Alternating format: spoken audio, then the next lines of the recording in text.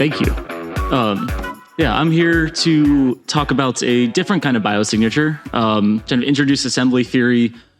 I don't know if this is the right group to be very controversial about it with, or if you guys all accept it. So we're gonna see what happens. But mostly the main reason I'm a fan of this theory, the reason why I talked about it, is that there's two major problems that is currently in the field of astrobiology, at least from my opinion. The first one is that we don't have a universal definition of life. Again, not sure if you guys agree with this or if that's really controversial. No idea. But mostly we don't know what we're looking for elsewhere.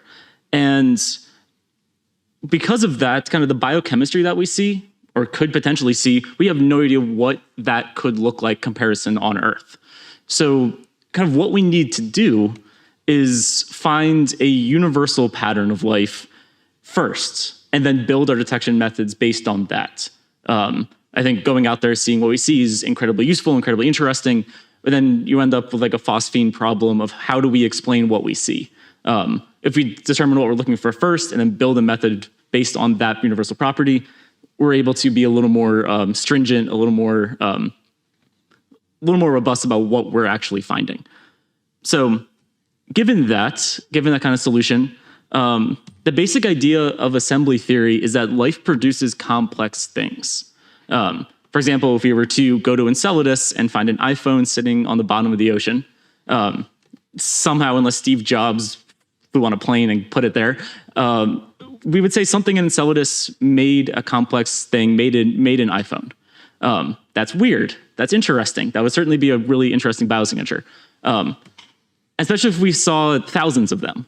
If it was littered in iPhones, there'd be some kind of process on Enceladus that would create and select for a complex object. So this kind of idea is that life makes complex things, it makes a lot of them. And what assembly theory does is specifically measure that.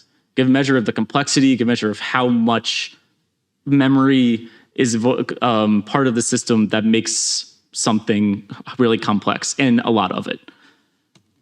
So kind of what this is, what we're talking about, is specifically it's a number of joining steps required to build an object from a base set of fragments. That's a lot of words. That's really confusing. So start with Legos and we'll go up from there. If you were to make this thing, like this big square, rectangle, whatever thing, you would start with this green and red block, and you would start joining them together in the most optimal way possible, essentially the way that minimizes the joining steps to make that thing at the end. Specifically, there's 5 of them here. You notice that you reuse this double a couple times, and you reuse the square once as well. So you're able to reuse the thing you already make. There's 5 joining steps. The MA of this particular Lego block would be 5. And you can do this for lots of different things. You can do this for strings, like Gage was talking about yesterday, where if you want to make abracadabra, you're going to have a number of steps, particularly 7. You're going to reuse abra along the way. And you can do this for chemicals, which is kind of more astrobiologically relevant. You're able to start with your base fragments. In this case, it's a element, a bond, and a different element, which is defined by the thing you're looking for. And you're able to build up the steps along the way. I think one thing I want to emphasize is that these steps don't necessarily have any physical meaning. Like this windmill guy isn't, maybe you can't make this in a lab, who knows? And it doesn't particularly matter for this metric. This is not, I'm saying this is a physical property, it's a theoretical way of reusing the symmetry of the object that you're ending up with. So kind of keep that in mind. When you're doing this is all from paper in 2021 from Stuart Marshall and Cole Mathis, both at the University of Glasgow. And we're able to do an MA over a ton of things. It unsurprisingly correlates with molecular weights, because as things get bigger, you get more steps to make them. But it's not a 1-to-1 ratio. There's a lot of things kind of here that are high molecular weight below assembly theory because they have high symmetry. So they're not necessarily as complex. They require less steps to make. Just, again, keep that in mind. And the reason why we're so excited about this, the reason why we want to use this for an astrobiological signature, is that when you look at these compounds in a mass spec, you're able to see a lot of these different peaks. A mass spec takes a compound, fragments it based on ionization and a lot of different things. There's lots of different ways to do it.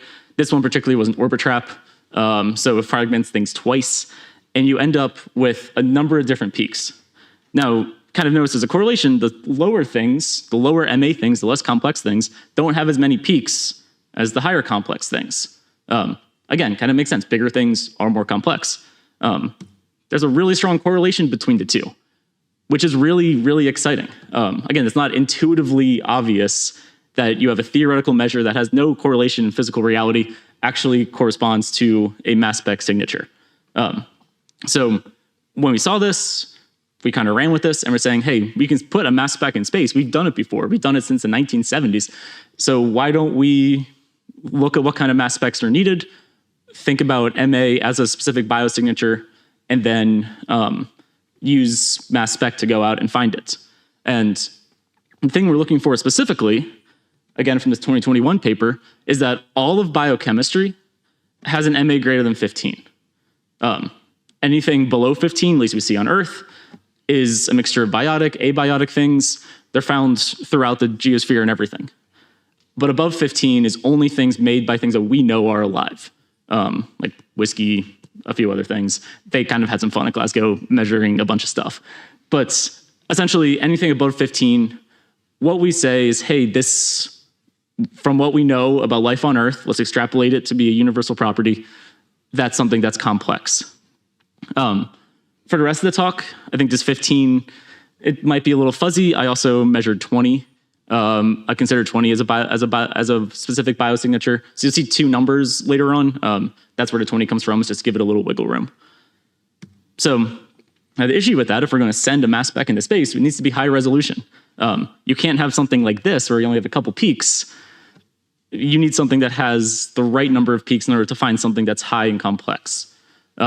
If you send something that's low resolution, it's not going to be good enough. And when we look at stuff today, you'll see this chart a couple times, so I want to explain it real fast. This is essentially M/Z ratio, essentially a measure of how big the molecule is. And this is the mass resolution of the particular object times 10,000. All of these ones off here are off the chart. Like they just have big M/Z ratios. And these two would have a really high resolution. So this is good. Now, these things take up rooms. Like an Orbitrap's not that big, but you need a bunch of vacuum stuff. Like it's about as big as this podium, roughly, if you want a really good one. You can't just launch that on a spaceship. NASA gets really mad when you launch something that big. So how do we, like the stuff we do today, it's roughly down here. Ricky Yaravalo's group in University of Maryland, College Park, has this mini Orbitrap that's decent, but still still on that scale. So how good can we get? How is that good enough? How much do we need in order to determine definitively that you have a mass spec signature? So what we did some chemical enumeration. We built some graphs, specifically built some formulas, and said, hey, given a specific number of chemicals, in this case 0 to 6 carbons, any number of hydrogens, then nitrogen, oxygen, phosphorus, sulfur, how many different formulas do we get? How big is the chemical space that could potentially be out there? Answer is pretty big. You get lots of different formulas, unsurprising. They can be modeled with a normal curve. So I can do this for any number of upper limit, any number like up to 10 atoms, up to 5 atoms. If I want to measure more, I can do a different normal curve. This next slide might trigger people. I apologize. I did random chemistry based on that. Because again, we don't know what that is going to look like. So I built random structures from random formulas, essentially putting random bonds together. This might not exist. This probably doesn't exist anywhere. But I kind of hope it doesn't, because that would be weird. But what we did is when we built it, we put it through RDKit's 3D embedder software. So we know this is at least physically possible. It doesn't break the rules of physics. The thermodynamics are really weird. Who knows how long this lasts? But again, our assumption is we don't know what this looks like. And this actually is a good assumption. You'll see a few graphs later that we're not actually that far off from reality. But just bear with me for now. So I did this for 10,000 different structures. Made a bunch of random chemicals. and found the MA of them. So we have molecular weight, we have assembly index, and you see that most of them started to get high MA, and you get a likelihood very quickly of, well, what is the likelihood of finding a high MA object at a particular molecular weight? So we have size of chemical space, we have molecular weights, and we know how often those things are high MA. We're essentially able to then put that on a precision curve and say, what's the precision, which can be translated into resolution, of the particular number of chemical species that have a high MA in that case, or that particular M over Z ratio. We take the integral of that particular line. Our goal is to find 10 or fewer, just to put a number on it. And then we end up with something that looks like this. So in an ideal case, what we have is something about 552,000 M over delta M mass resolution, which is far fewer than what we have in commercial Orbitraps. Those are on the orders like millions, 10 millions. But it's not what we've sent to space. It's about 4 times better than what we've sent to space so far. Those ones sent into space are decent. Like in this little curve here, they're good. They're able to determine high MA molecules, but we still want to get as high up on this graph as possible. So it's more of an engineering challenge. This is more saying, hey, engineers, if you can go out and build something like this, given unknown chemical space, we're confident that you'll be able to detect a high MA molecule if it's out there. And quickly, just to finish up, I know the chemicals were really bad and really not Earth-like. So we determined our spacecraft, or determined our resolution based on existing chemistry. We used KEGG, Kyoto Encyclopedia of Genes and Genomes, and mostly saying how good is our prediction based on those random chemicals. This is MoMA. This is the one that's launching soon to Mars. It's not that great at distinguishing formulas. There's a lot of overlaps. But if you look at something like corals or our recommended one, you're really not that bad. You're getting a maximum of 5. So it's pretty good. And even better, when we start saying, hey, does random chemistry correspond with reality? It does, thankfully. Kind of as a test, we took 200 formulas from that formula enumeration, got 100 different isomers of those formulas, both from PubChem, so existing chemistry, GDB, which from John Louis Raymond's group in Bern, which is a generated database of potential chemistry here on Earth, and then random structure generation like we did. And if they were separate, we'd say we have a problem. But all of these, kind of the MA space of all those chemicals is about the same. So we actually end up, roughly, our recommendation on random chemistry seems to be sufficient based on life we see today.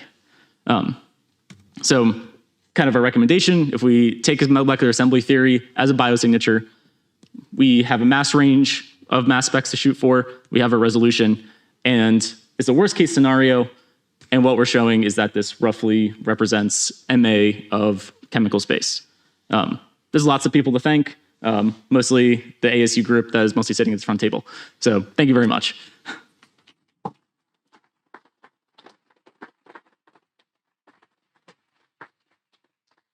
Thank you, John. Any questions?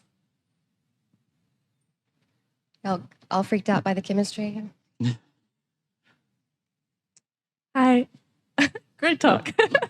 I'm wondering, why is the random set smaller on the area that it takes than PubChem? Yeah, that's a great question.